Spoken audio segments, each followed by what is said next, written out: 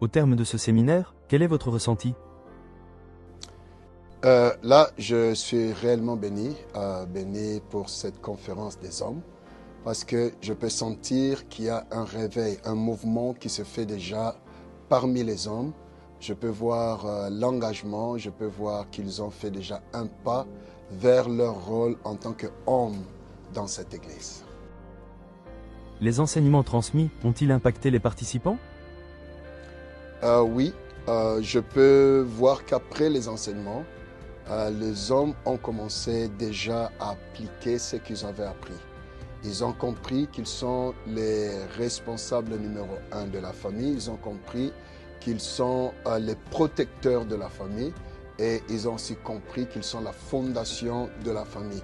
Et en parlant avec chacun d'eux, je peux sentir que chacun d'eux a pris la décision de faire le pas dans cette direction. Donc, je bénis le Seigneur parce que nous avons semé une sémence et ça commençait déjà à germer. Une première pour ce séminaire, peut-on s'attendre à une prochaine édition?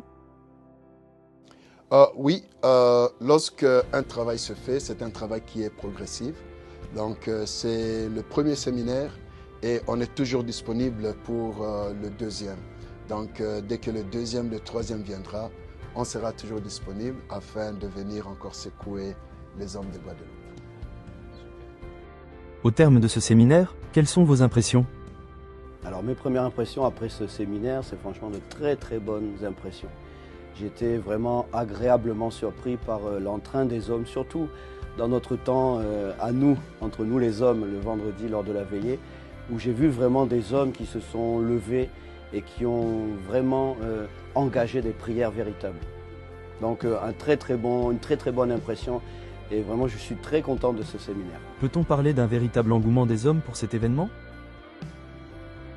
Oui, tout à fait. Je pense que les hommes ont pris conscience de quelque chose. Alors, la prise de conscience est toujours le départ de quelque chose. C'est le commencement d'un renouveau, le commencement d'un nouveau départ. Et je pense qu'il y a vraiment quelque chose qui s'est passé dans la conscience de ces hommes.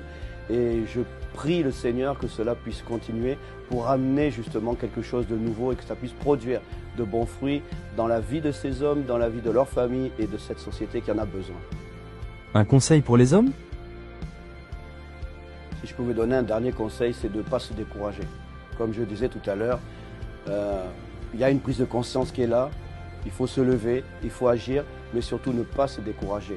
Et toujours persévérer et ne jamais oublier, Genèse 18, 22, se tenir encore et encore dans la présence de l'Éternel, c'est ça qui est capital.